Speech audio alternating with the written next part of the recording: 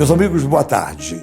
Para mim é um grande prazer estar de volta para apresentar o nosso programa Momento de Fé. Hoje é sábado, nós estamos terminando a semana. Eu já queria convidar os amigos para amanhã, domingo, às 9 horas da manhã, você acessar aqui o nosso canal, aqui pelas redes sociais, e para você assistir o nosso culto, e eu terei o prazer de ter a palavra, uma mensagem importante para a sua edificação. Então, não perca o culto de amanhã às 9 horas. Mas, meus amigos, eu também quero encerrar nesta semana os meus comentários a respeito do plano de salvação, porque você sabe que o Evangelho, como diz o apóstolo Paulo, é o poder de Deus para a salvação de todo aquele que crê.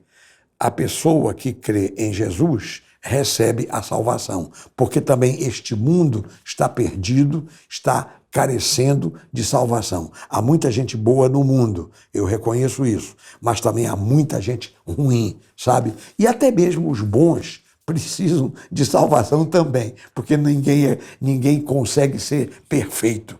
Mesmo a pessoa melhor do mundo que você conheça, essa pessoa não é perfeita. Então todos nós precisamos mesmo de nos curvar diante do Salvador, que é o Senhor Jesus Cristo. Hoje eu queria fazer assim uma recapitulação do plano da salvação, porque na verdade a salvação pela fé em Jesus tem um programa, tem um plano, tem, digamos assim, uma linha de pensamento. A primeira coisa é a questão da queda. A gente tem que entender que houve uma queda. Deus fez Adão estava lá no Jardim do Éden, vivendo muito bem, inocente, livre do pecado, etc. Deus o alertou.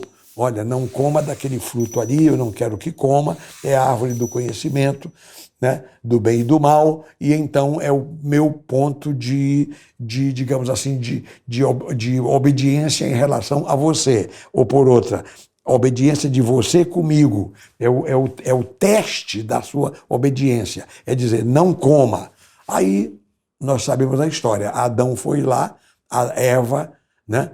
Eva comeu do fruto e trouxe para o Adão, e o Adão comeu. E isso constituiu o pecado e resultou na queda do homem, e a humanidade sofre por isso até hoje. Até hoje, né?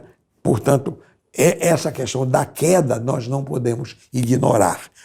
E em seguida à queda vem o plano de Deus, o projeto de Deus. Deus deve ter pensado, bom, como é que eu vou fazer? Aliás, ele pensou antes, porque ele já sabia de tudo. O nosso Deus é onipotente, onipresente, onisciente, ele sabe de tudo o que iria acontecer, né? Mas eu estou aqui falando aqui do meu jeito. Deus então pensou, como é que eu vou fazer? Destruir a humanidade toda, porque ele disse, olha, se comerdes, certamente morrereis. Então ia morrer todo mundo. Não, Deus não queria que o mundo morresse, a humanidade deixasse de existir. Não, Deus queria a humanidade viva e operosa. E, portanto, Deus planejou salvar a humanidade. Então, daí que ele manda Jesus, o seu filho, ao mundo para ser o nosso Salvador. Deus criou um sistema que a gente chama expiação. É a mesma coisa que substituição.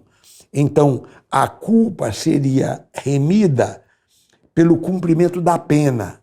Então, como eu disse, se a humanidade fosse cumprir a pena, morreria a humanidade toda. Mas Deus queria salvar a humanidade, então alguém de fora da humanidade deveria ser o Salvador. E ninguém melhor do que o próprio Deus, o próprio Senhor Jesus Cristo, a segunda pessoa da Santíssima Trindade. Só que para ele também salvar o homem, ele tinha que se fazer igual ao homem, ou pelo menos semelhante ao homem. Daí que Jesus encarnou. Só que ele encarnou, porém sem pecado. Então Jesus não teve nenhuma participação no problema do pecado, porque também se ele tivesse, ele seria outro pecador. Ele não iria salvar ninguém, né? Então Jesus, portanto, era alheio ao assunto de pecado. No entanto, ele tomou forma humana, ele encarnou e assim cumpriu a obra da expiação a obra da redenção.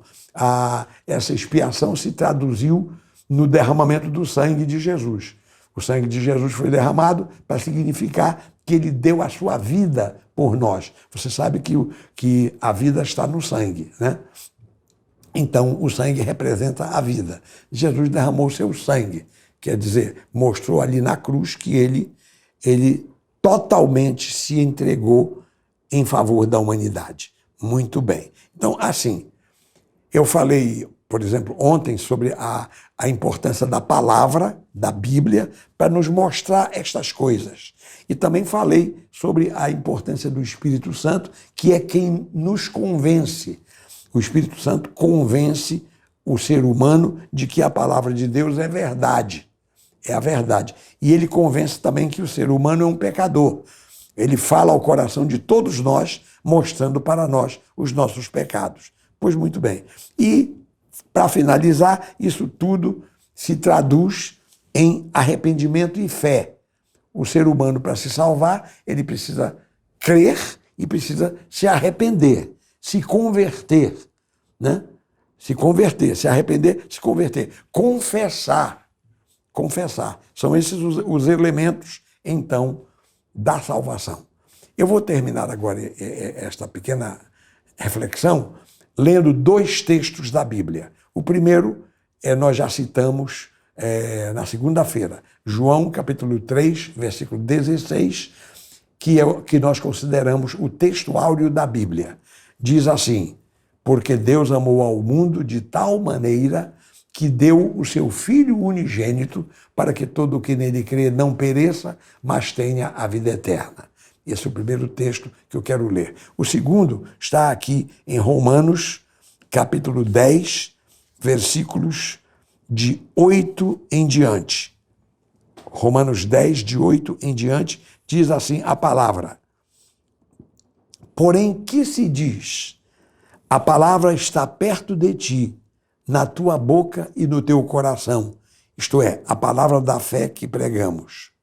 Se com a tua boca confessares a Jesus como Senhor, e em teu coração creres que Deus o ressuscitou dentre os mortos, serás salvo. Porque com o coração se crê para a justiça e com a boca se confessa a respeito da salvação. Porquanto a Escritura diz: todo aquele que nele crê não será confundido.